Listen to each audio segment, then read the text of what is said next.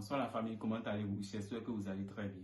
Voici comment va se présenter le déroulé du match opposant cette équipe du Danemark à cette équipe de l'Angleterre. Personne ne s'attendait à ce que cette équipe du Danemark arrive à ce stade de la compétition. Ils ont été ambitieux, ils ont été héroïques depuis le début de la compétition, malgré les problèmes, malgré les déroutes qu'ils ont subies, surtout avec ce qui s'est passé avec Eriksen. Le monde du football était bluffé par cette scène, par cette situation qu'a vécu Eriksen. Mais n'empêche, ils sont venus avec l'envie de gagner. Et on l'a encore vu hier face à une équipe de l'Angleterre qui également est venue avec une envie de gagner, avec une envie de proposer un système de jeu très très offensif. Mais n'empêche, les Danois ont été solides, surtout grâce à un grand Kasper Schmeichel qui a été impérial dans ces cages hier. Kasper Schmeichel a arrêté des arrêts vraiment énormes qui ont permis de maintenir cette équipe du Danemark jusqu'à la prolongation. C'était pareil également pour Braithwaite. Braithwaite, un joueur du FC Barcelone qui notamment a été critiqué par les fans du FC Barcelone. On a vu l'apport de Braithwaite depuis le début de la compétition. Braithwaite, malgré son statut de numéro 9, Braithwaite, c'est ce joueur capable de créer des espaces à ses coéquipiers. Braithwaite est là pour faire jouer ses coéquipiers. Et on l'a vu hier, le fait que Braithwaite a complètement asphyxié Declan Rice. Pour ceux qui ont vu le match, la partie où Braithwaite, c'est que ça le tue quoi. Braithwaite a envoyé Declan Rice chercher une canette au nord de Londres. Il a complètement bouffé Declan Rice hier. Braithwaite a été énorme. C'est un gars, il est venu avec l'envie de faire gagner son équipe. Il fait jouer son équipe, il fait jouer ses coéquipiers. Et on l'a vu. L'euro que Braithwaite a fait, c'est vraiment salutaire comparativement à l'euro que certains joueurs ont fait. Et je le dirai, j'ai pas peur de le dire, l'euro de Martin Braithwaite, alias Ronaldo Nazario, est meilleur que l'euro de Kylian Mbappé. En passant, je salue au passage le coup franc énorme que Damsgaard, un joueur qui depuis le début de la compétition a aussi été énorme sur son côté. Un joueur qui est capable d'apporter de la percussion. Ce joueur qui est capable de créer des transversales, qui met des frappes impériaux. Et cela s'est illustré encore sur le coup franc qu'il a mis hier. Frappe fouettée, plein lucarne, Pickford ne pouvait rien faire. Une frappe à la Juninho. Et je vous rappelle que ce coup franc, c'est le premier coup franc direct inscrit depuis le début de la compétition. Et j'espère que Damsgaard, pour ce qu'il propose comme jeu, sur son côté, j'espère que lors du mercato estival, un top club européen pourra le recruter.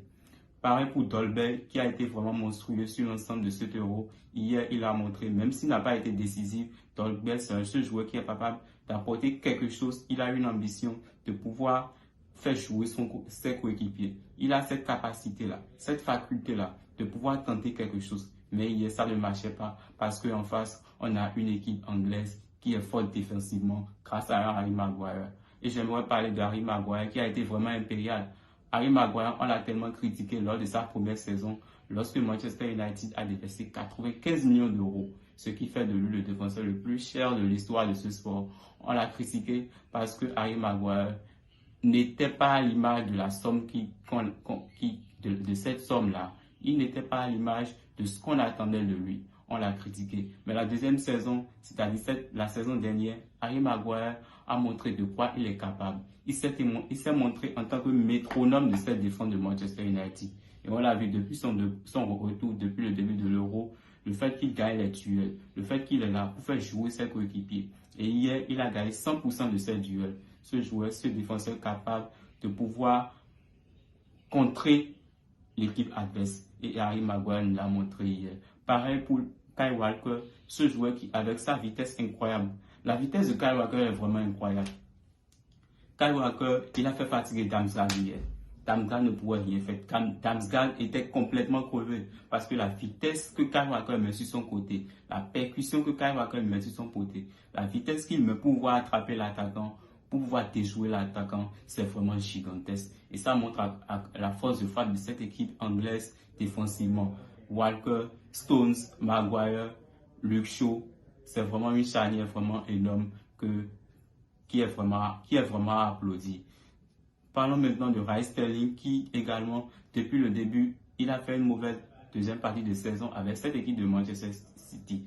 On a critiqué Raheem Sterling, surtout moi, j'ai tellement insulté Raheem Sterling dans ce pays mais depuis le début de l'Euro, Raheem Sterling est l'homme le plus décisif, c'est le joueur le plus décisif de cette équipe des Tri Lions. Parce que le premier match de cette équipe face à la Croatie, il était décisif. Le deuxième match face à l'Écosse, bon, il n'est pas décisif. Le troisième match face à la République tchèque, il a été décisif. Le match face à l'Allemagne, il a été décisif. Face à l'Ukraine, il a été décisif. Et hier encore, il a été décisif en montrant sa capacité de pouvoir apporter de la percussion sur les côtés. Raheem Sterling était là pour apporter de la misère à la défense de cette équipe danoise. Il est à l'origine du penalty, il est à l'origine du but de Kane. Et en parlant du Kane, la passe laser de Kane qui casse complètement la défense de cette équipe danoise.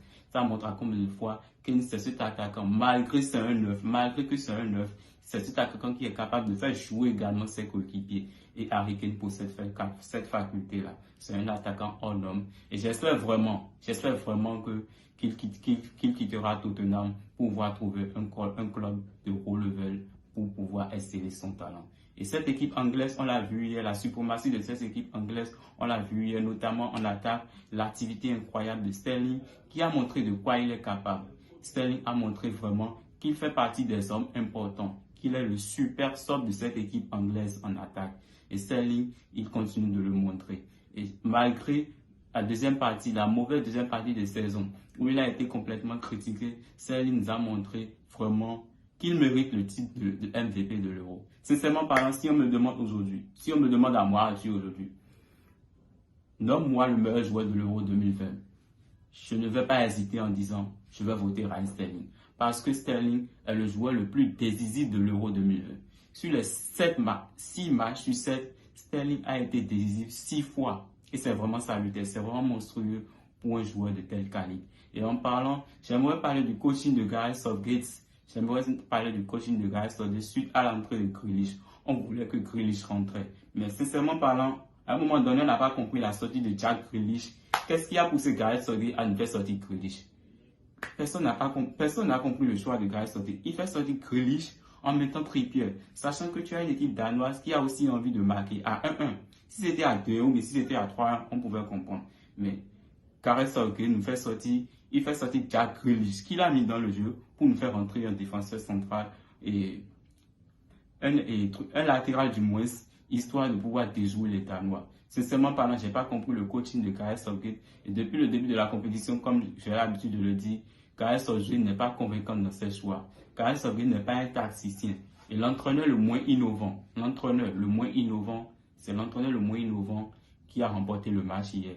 Et j'ai peur qu'il fasse de tels choix face à l'Italie lors de la finale de dimanche. Parce que cette équipe d'Italie, on connaît la force de cette équipe d'Italie. On connaît la force de Roberto Mancini à pouvoir changer son équipe, à pouvoir proposer des choix tactiques. Et Gareth Southgate n'a pas cette faculté-là. Il n'a pas cette faculté-là.